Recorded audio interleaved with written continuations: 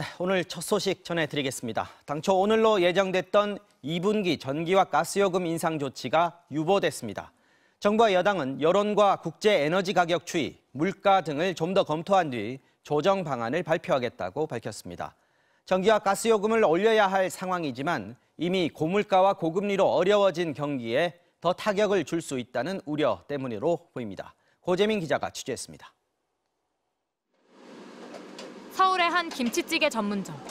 주방에서 가스불로 한 번 끓인 김치찌개를 손님 테이블에서 부탄가스로 다시 한 번 졸입니다. 최근 가스비 인상으로 평소 30만 원 정도 내던 도시가스 요금이 작년 말부터는 50만 원 가까이 나오고 있습니다. 대출받아서 쓰는 것도 한계가 있고요. 저희는 다른 방법이 없습니다. 메뉴 인상밖에 없거든요. 드라이기부터 미용기구, 온수까지 모두 전기를 써야 하는 미용실도 관리비가 30% 넘게 올랐습니다. 다가오는 여름이 더 걱정입니다. 사실 겨울에 히터를 켜는 것보다 여름 냉방하는 비용이 훨씬 더 많이 들거든요. 네. 그래서 그것도 걱정이고. 기초 공공요금이 오르면 다른 물가도 덩달아 오를 것이란 걱정이 커지자 정부가 2분기 전기가스 요금 인상 결정을 미루기로 했습니다. 인상 변수를 종합적으로 판단하기 위해서 전문가 자담회 등 여론 수렴을 좀 더 해서 추후에 결정하기로 했습니다. 그렇다고 언제까지 미룰 수만은 없습니다. 한전은 지난해에만 32조 6천억 원 적자를 냈고 가스공사 역시 받을 가능성이 낮은 미수금이 지난해 8조 6천억 원까지 늘어난 상태입니다. 당정협의회는 지금 당장은 아니지만 가스와 전기요금의 인상 자체는 불가피하다는 입장을 분명히 했습니다. 이번에 가격 인상을 미루면서 전력 사용이 점차 늘어나는 6월, 3분기 시작 전에 잇따라 가격을 올려야 하는 압박이 커졌습니다. MBC 뉴스 고재민입니다. 광주를 찾은 전두환 씨의 손자 전우원 씨가 오늘 5.18 유족들과 피해자들을 만났습니다. 자신의 할아버지인 전두환은 죄인이고 학살자라면서 전두환 일가로는 처음으로 무릎을 꿇고 사죄했습니다. 5.18 피해자들과 광주 시민들은 전 씨를 따뜻하게 맞았습니다. 김초롱 기자가 취재했습니다. 5.18 유족과 피해자 앞에서 고개도 들지 못하고 앉은 남성. 전두환의 손자 전우원입니다. 전 씨는 담담한 목소리로 자신의 할아버지 전두환은 학살자라고 말했습니다. 전두환 씨는 5.18 앞에 너무나 큰 죄를 지은 죄인이고 학살자임을 가족의 구성원으로서 인정하고 이어 역시 자신도 죄인이라면서 사과할 기회를 준 광주 시민들에게 감사하다고 덧붙였습니다. 너무 늦게 와서 죄송하고 이렇게 와서 뵈니까 더 제가 뚜렷이 보이고. 전 씨는 5.18로 가족을 잃은 유족들 앞에서는 눈물을 흘리며 큰절도 올렸습니다. 전두환이 손자인데 이렇게 왔다고 반갑게 맞아주라고 말도 하고 언제나 그렇게 했으면 좋겠어요.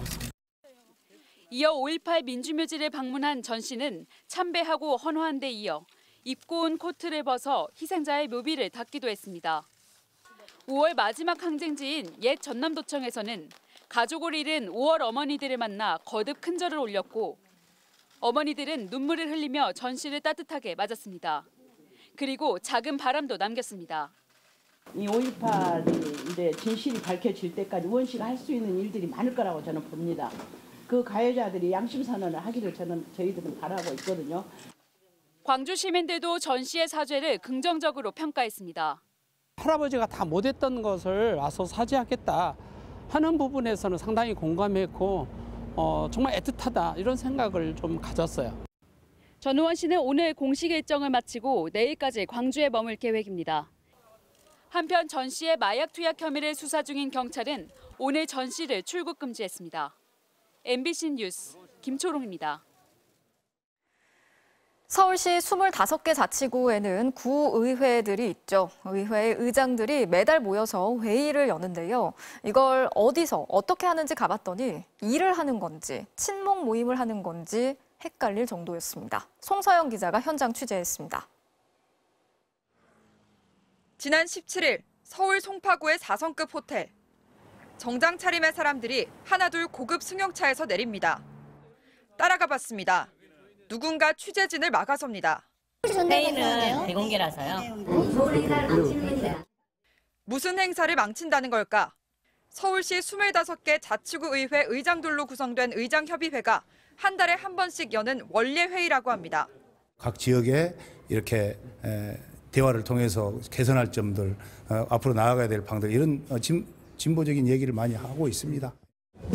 회의 장소라는 연회장에서 흘러나오는 음악. 얼마 뒤 현악 연주자들이 빠져나옵니다. 원래 회의한다고 하시지 않았나요? 네. 저건 왜 하는 거예요? 저건 뭐 사전에 뭐 모르겠습니다. 저 그냥 3인조 오셔가지고 뭐 그냥. 입구에 늘어선 쇼핑 봉투들. 카메라가 비추자 황급히 숨깁니다. 참석한 의장들에게 주는 기념품입니다. 기념품은 자치구별로 달라요. 이번에는 그러면 어떤 선물? 저희 이번에는 로션 드려요. 회의에 오면 참여 수당도 10만 원씩 지급됩니다. 매달 각 구의회가 돌아가면서 행사를 여는데 이번 달은 송파구 의회 차례였습니다. 호텔 대관료와 식비 등으로 쓴 돈이 줄잡아 500만 원을 넘는다고 합니다. 모두 세금입니다. 지역사회 경제도 살려주고. 호텔에서 하는 게 뭐 세금 낭비라는 지적은 문제 없다는 말씀이신가 보네요. 뭐 그렇게 얘기하면은 대화를 안 되고. 지난달 구로구의회 주최회의도 역시 호텔에서 진행됐고 밥값만 450만 원을 썼습니다. 저희가 한 170에서 200명인가 수행까지 다 하고 저희 직원들도 다 가서 행사를 하니까 직원들도 나가서 이제 행사 준비랑 의전하고 하니까. 확인 결과 지난해 9월부터 이달까지 열린 6차례 회의 중 한 번만 빼고 호텔과 웨딩홀에서 열렸습니다. 900만 원 넘게 쓰기도 했습니다. 반면 총 비용 200만 원으로 비교적 검소했던 적도 있었습니다. 작년 9월 중구의회가 주최한 회의. 관내 구민회관을 공짜로 빌렸습니다. 회의가 열렸던 구민회관입니다. 보시는 것처럼 수십 명이 들어와서 회의할 수 있는 공간이 마련돼 있는데요. 구에서 운영하는 공간이라 따로 대관료를 내지 않아도 됩니다. 전에 열렸던 회의 좋은 데서만 했다 그러면은 비교 대상이 되거든요. 말들도 나오고 그러니까 비슷하게 맞추려고 하는 게. 취재가 계속되자 구의회 의장협의회 측은 다음 달부터 각 구의 소유시설 이용을 추진하겠다고 밝혔습니다. MBC 뉴스 송서영입니다. 오늘 국회에서 열기로 했던 정순신 변호사 아들의 학교폭력 청문회. 당사자가 출석을 피해 다음 달로 미뤄졌는데요. MBC 취재진은 정 변호사 아들이 징계 조치로 받은 40시간의 봉사활동 내역을 확인하다가 이상한 점을 발견했습니다.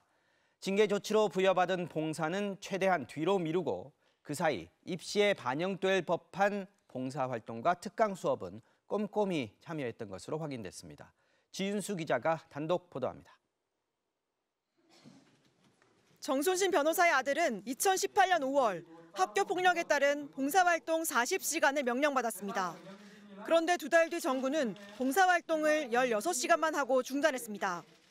법적 소송에 나선 시점입니다. 그런데 정부는 8월부터 다시 봉사활동을 시작합니다. 주 야간 보호센터에서 배식 도움 활동을 했고 교내에선 또래학습 도우미로 활동했다고 나와 있습니다. 또 그해 12월에는 신입학 전형 면접 및 체력 검사에서 도우미로 활동했다고 적혀 있습니다. 문제는 이 봉사활동은 징계 조치와는 전혀 관련이 없고 모두 생활기록부의 창의적 체험활동에 해당하는 내용들입니다. 결국 징계로서의 봉사활동은 중단한 채 입시에 도움이 될 만한 봉사활동을 먼저 챙긴 셈입니다. 정부는 남은 24시간의 징계성 봉사는 이듬해 강제 전학을 가기 직전 몰아서 했습니다. 학교 폭력에 대한 처분으로서의 집행정지로 무력화시켜놓고 대학 입학 등을 위해서 봉사활동을 행하는 것이 또 다른 고통으로 다가왔을 수 있을 거라고 생각을 합니다. 게다가 정부는 일주일간 출석 정지 징계를 받은 상황에서 학교에 나와 2시간짜리 진로 특강도 들었습니다. 학교는 정군의 수강을 눈감아줬고 정군은 생활기록부에 진로활동 실적을 또 남길 수 있었습니다. 이에 대해 민사고 측은 법원의 징계에 대한 집행을 정지하라는 결정에 따른 것일 뿐이라고 해명했습니다. 이거 학교에서 허용하지 않았으면 어떻게 가능한 일이겠어요? 가해 학생이 차곡차곡 스펙을 쌓아서 좋은 대학 가도록 했던 것이 계속 좀 반복되었던 거고요. 국회에서 열릴 예정이던 정 변호사 아들의 학교폭력 관련 청문회는 정 변호사가 질병 등을 이유로 출석하지 않으면서 파행됐습니다. 끝내 불출석한 것은 변명의 여지가 없이 국회의 권위를 훼손한 것으로 생각되고 이 점은 고발을 피할 수 없는 문제라고 생각합니다. 국회 교육위는 다음 달 14일 청문회를 다시 열기로 했습니다. MBC 뉴스 지은수입니다. 네, 방금 들어온 소식 전해드리겠습니다.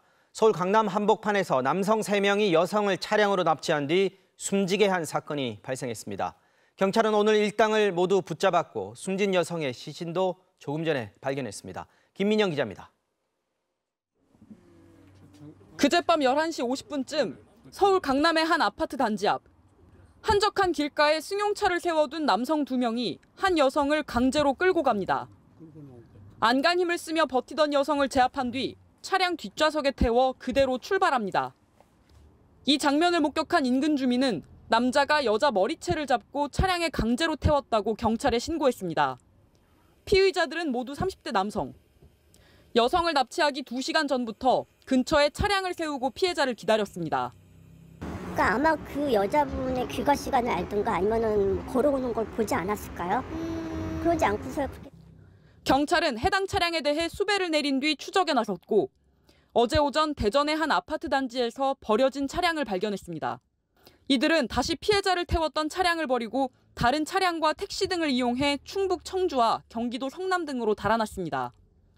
범행 약 35시간 만인 오늘 오전 10시 45분쯤 경찰은 일당 중 1명을 성남 모란역 역사 안에서 붙잡았습니다. 수갑을 찬 채 경찰관들에게 끌려가는 모습이 CCTV에 포착됐습니다. 다른 공범은 오늘 오후 성남의 한 모텔에서 검거했고 추가로 확인된 공모 피의자 1명도 서울 논현동에서 체포됐습니다. 경찰은 납치에 쓰인 차량에서 혈흔이 발견되고 피해자를 살해했다는 일당의 자백을 토대로 대전시 대청댐 인근을 수색해 시신을 조금 전 찾았습니다. 경찰은 공범이 있을 가능성을 열어두고 자세한 범행 동기를 조사하고 있습니다. 피의자들은 가상화폐 관련 사기에 연루돼 경찰 수사를 받고 있는 것으로 알려졌습니다. MBC 뉴스 김민영입니다.